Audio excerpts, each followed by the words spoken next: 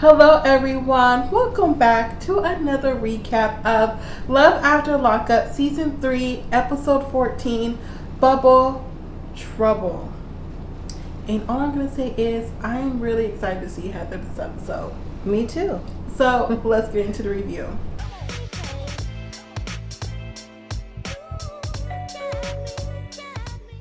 So we pick back up with Sean and Destiny. So Sean has come back from work and he has been tripping all day because he wasn't sure if Destiny was going to be there or not, because you know that big fight they had before they left and she was threatening to leave and he was like, I really want her to stay because my $50,000 was on the line. So once he get back to the house, he's going room to room calling for Destiny. He was so relieved because Destiny's at the pool. She's chilling. She's like, hey, how you doing? As if nothing happened. She got wine. There's camels around the pool. Or is it the spa? It doesn't matter what it is. Destiny was chilling. We knew she weren't going nowhere, even though they try to make it seem like she was trying to go somewhere. But Destiny's only problem is basically Sean just still being in contact with his baby mom. But I'm like, he has kids with her. Yeah. He has to talk to her. I don't understand what's going on. Why can't she talk to Kelly? He was like, well, I have kids. She's like, I don't care. I mean, you've had this long relationship with her. Like, how am I supposed to trust that? I mean, you lied about your age. You lied about your kids. I don't know what you lied about. And Sean is like, you know what? I'm not lying about anything else. I promise. I love you, Destiny. I just want to be with you. Now, the next day or the next time we see Sean and Destiny, they're on their way back to, isn't it California? Where the charges are, or somewhere else? Orlando, California. Because I don't know if we touched on it last episode or last season or why she caught those charges again, but she caught the charges of violating probation because she wanted to cut off her ankle bracelet and mail it back to them. And now she's wondering why she's facing some time. Why do you think so? You can't just do that because you felt like it and thought that the people weren't going to do nothing. Right. So she's a little scared about going back to face the charges, but at the same time, her attorney told her that, you know what, you're looking at 1 to 2 years, but I could probably get you off. They make it to their destination, and on the way to the hotel, they're having a conversation. Next thing you know, the phone rings. It's their sister, Brittany. And Brittany's like, hey, how you doing? Hey, yeah, I want to meet you. Let me know what hotel you're at so we can have a girls' night. Shauna's like, I think you planned that. She's like, what? No, I didn't plan that. I'm thinking you probably did. I mean, even if she didn't plan it, she's going back to the town that she lives and that all her family's from. Why wouldn't she go and see her family or meet up with somebody? Even though I understand Sean's reservations because he did put that $50,000 down. But it's kind of like, is it bad that I have to say for him that's your bad? No, because it is his bad. He knows it because it kept coming up in every scene that Sean was in. Well, my 50,000. You need to make sure you hear my 50,000, 50,000. You knew this already. So if you couldn't toe the line, you shouldn't have did it. And when Destiny's sister finally did come over, he was like, oh, just watch out for her. Don't let her get into any trouble. They're like, okay. They go to the casino. They're buying drinks on Sean's dime. I'm like, is there money really on the card? Because remember, Destiny, when you tried to buy furniture and the card declined? Of course there's money on it this time because in the short little scene that we saw, he gives her $500 to $600 a day. Yeah, to go to the casino so she wouldn't be bored. I'm like, really? And you're not winning anything? Point when you said earlier that $50,000 keeps coming up and coming up and coming up. It came back up with Destiny and her sister, and Destiny's like, I don't want to have to feel like I'm obligated, to make the court appearance just because he put the $50,000 down, because she's not used to doing responsibilities, and at this point, being in jail seems like better than being out because she doesn't have to worry about anything. Do better for yourself, Destiny. At this point, it's not even funny. It's sad. Okay, so then we get to the scene that I thought that was the most interesting and entertaining and enlightening out of the whole episode. And that's Quaylon, and Chevelle. So they are at the zoo. First of all, I was like, what kind of zoo is this? Well, first of all, I enjoyed the fact, because the first thing I saw was like, they're having a family day because they had the little girl with them. So I was like, that's nice. But the zoo did seem like it was like an outside type zoo, not a traditional zoo where you just go. Not even an outside type of zoo. A zoo that we have here that's just in some houses. But nonetheless, The little girl was having the most fun. And I was like, oh, this is so cute. I was like, they are having a family moment. I'm loving this. I'm seeing some growth. And you know what? They seemed to be loving it too. He was rubbing her on her arm. They was all cuddled up. And then he lets us know he's going to go to Texas. It was strange because at first he was saying, on the side that how he want to do so many family things with Chevelle and Miley. I think that's the little girl's name. Oh, yeah, because his dad wasn't in his life and stuff. I'm starting to remember because the only part I remember is him going back to Texas. When Miley went to go look at the tiger, I think it was, then he was like, so, Chevelle, they had a conversation. It's like, yeah, I'm thinking about going to Texas. She was like, on a one-way ticket or round trip? He was like, one way. I was like, he is just so matter of fact with that. Now, do you think that he knew this beforehand? I think he knew this ever since that housewarming get-together party and everything went downhill from there. And then I think he was starting to think of the plan when he met the pastor. And now I think he's just having everything set in stone and this is what he's going to do. And Chevelle is either going to have to get with it or get lost because it kind of doesn't seem like he cares if Chevelle likes it or not. It doesn't seem like he cares if she likes it or not. It's just the fact that he wants to see his family. He says he's feeling pressure from both sides, even though he loves Chevelle. He loves his family too. I think he's trying to say he feels stuck in the middle, but at the same time, you don't think so? Well, you're so stuck in the middle with that. If you feel pressure, you feeling stuck in between people, so that's stuck in the middle. But he still wants to go see his family, and nothing and no one, including Chevelle, is going to stop that. Chevelle would just learn that whole information, was like, you know what, pretty much, if you're going to go out there and do you, well, I'm going to step back and do me. He was like, well, step back then. I was like, this is a cold piece, but we already knew this. We're back with Dylan and Heather. In the car because they left Aunt Diane's house because Heather's pissed off that Aunt Diane was trying to be with her man. So now she's driving on the road all mad, right? Not only is she mad, but she's disappointed. She's disappointed because Dylan got out of jail early this morning. She picked him up, and once they got to the house, he was spending more time and attention with Aunt Diane and Aunt Kelly than her. I'm thinking, how? You just got in the house, you excused yourself to go to the bathroom. How's that spending more time? But Heather thought she's going to go in the house and quietly have sex while the aunts were in the living room or wherever in the kitchen making hash browns. That's what she said last week. Well, that's not what Dylan said. Dylan said that she was expecting to have sex off the ceiling. And she was like, no, I just wanted you to give me some attention. I'm thinking, how? Even Dylan's like, how? I gave you attention. No, you didn't. Yes, I did. No, you didn't. It was just back and forth. So Dylan is like, if she's already tripping off of me, trying to quote unquote hit on her 9-year-old aunt with the oxygen tank, what is she gonna think when I go to the gym? When I'm at the mailbox? When I'm at the gas station getting some cigarettes or whatever? What is gonna happen? I'm like, yeah, Dylan, you're right, because she's tripping, but yet she's grateful that her aunts are letting her stay there. But she is on 1,000 for quote unquote attention. So the next thing you know, Miss Diane calls.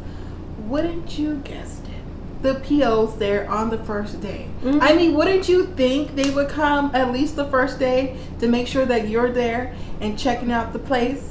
Yeah, I would think so. Well, clearly Heather wasn't thinking, because Heather was only thinking about herself and not her man who could possibly go back to jail. So now she's doing, I don't even know what she's doing on the freeway, probably 120 and a 75, trying to get back. And Dylan is just like, slow down, Heather. please. Slow down. And how far is it? She's like, I don't know, 10, 11 minutes. I'm thinking, you know where you're at and how long it would take with the traffic. So, I mean, she is just like saying like how he's selfish. I'm like, how is he selfish? Then flipped him off. I was like, Dylan, you gotta go. So now we're jumping to John and Christiana. And if y'all remember last season, Christiana was being followed by the PO or whoever's at the halfway house, just to check and see if she was doing what she was supposed to be doing. Yeah. And of course she wasn't doing what she was supposed to be doing. On camera, may I add that. So now John is blocked from even coming. I'm surprised that he can still even call.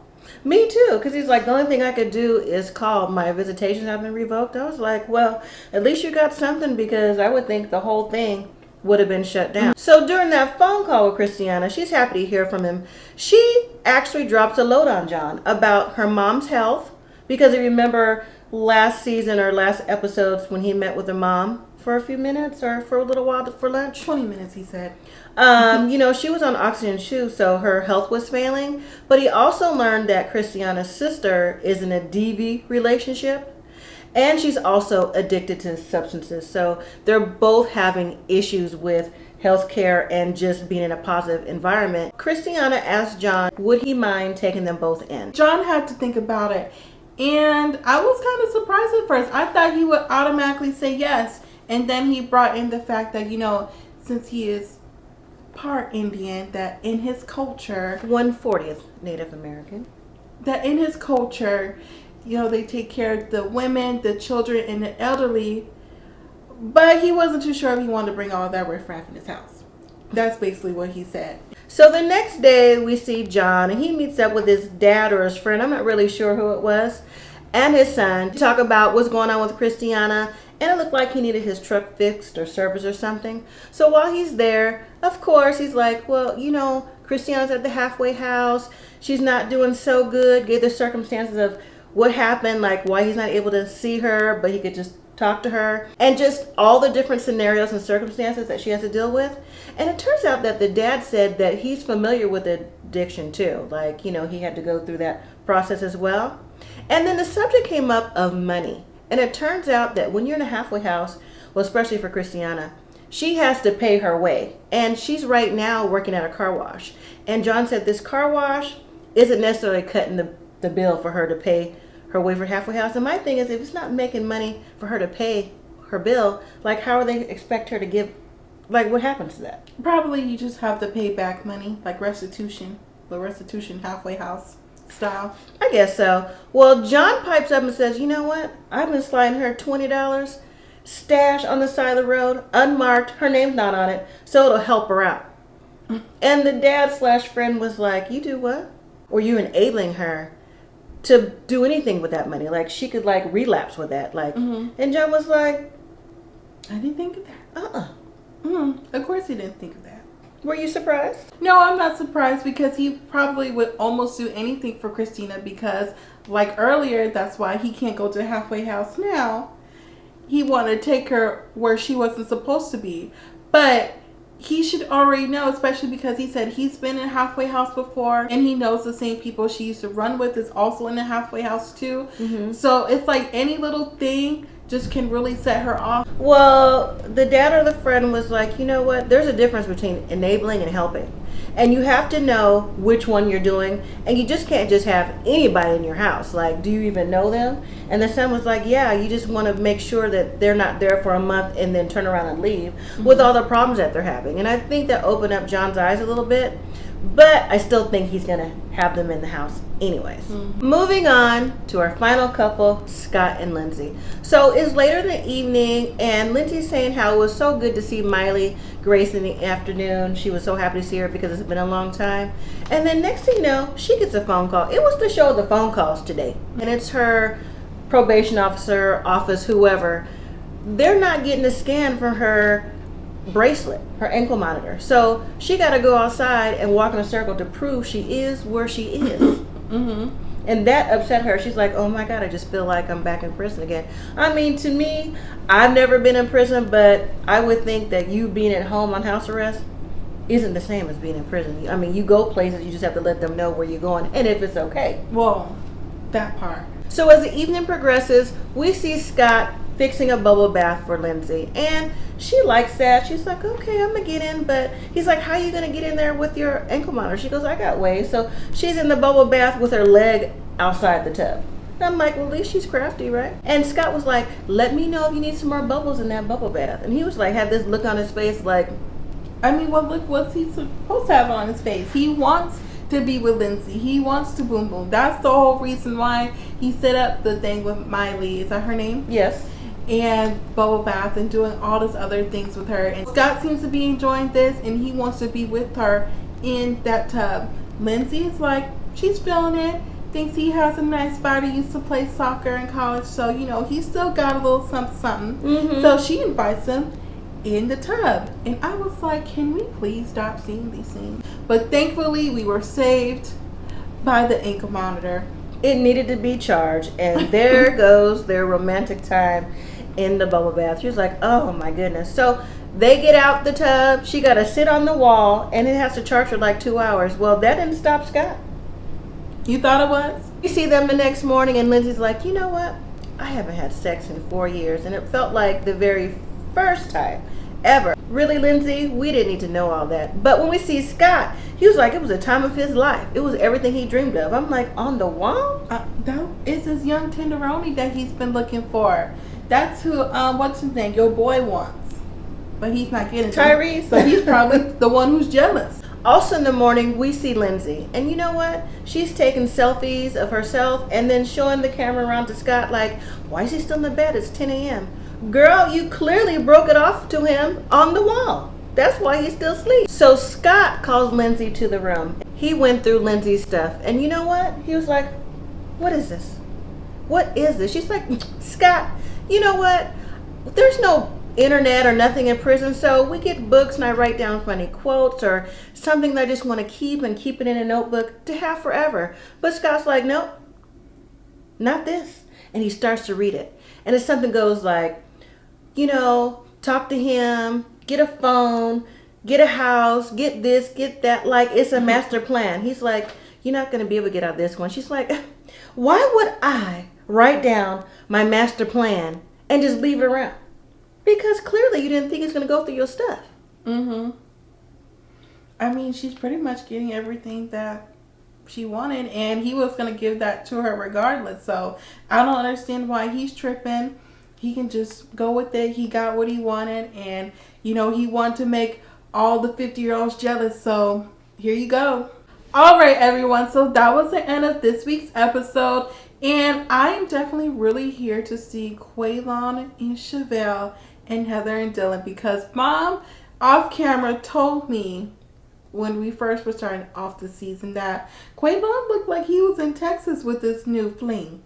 Yeah, I did say that. So I'm interested to see his new life that's going to happen in Texas. Well, whether it's Texas or Kansas, he's with somebody and didn't look like it was Chevelle. What are you waiting for? I'm waiting on everybody to come back. Of course, I have some of my favorites just because of the drama that they bring. But I'm interested if Destiny made her court date and if Christiana's really still at the halfway house. And we haven't seen Tyrese in a while. So a little bit of everything.